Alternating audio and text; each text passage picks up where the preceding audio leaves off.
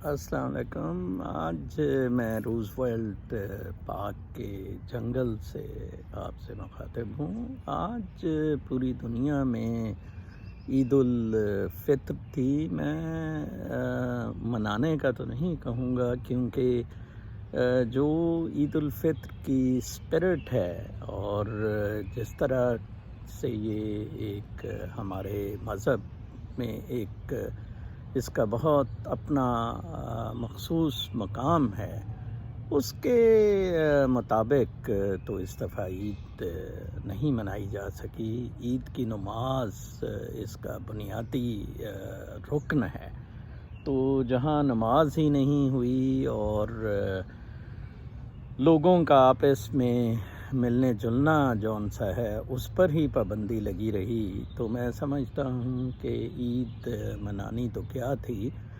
یہ واقعہ کوئی پچھلے سینکڑوں سال بعد دیکھا گیا ہے کہ نہ کوئی جنگ ہوئی، نہ لادینیت، بلکہ محض ایک بیماری نے یہ سب کچھ ملیہ میٹ کر دیا۔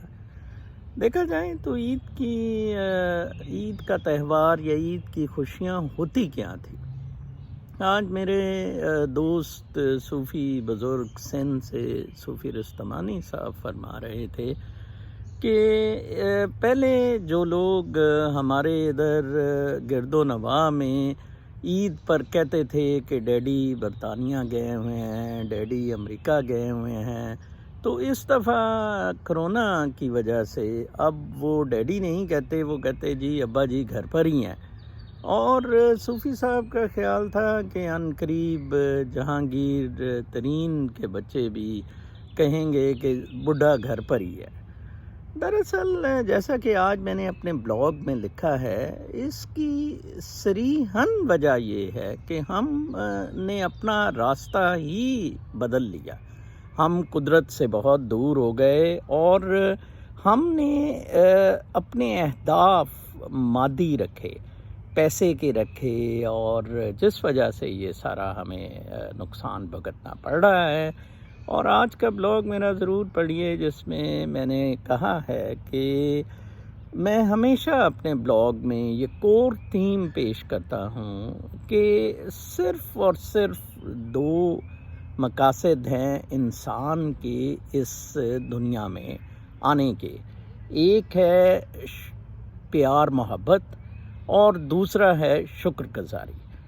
انسان ان دونوں کے نزدیک نہیں لگا، بلکہ الٹا فتنہ، فساد، بدماشی، گونڈا گردی، چور بازاری اور مادیت کے پیچھے دوڑ پڑا۔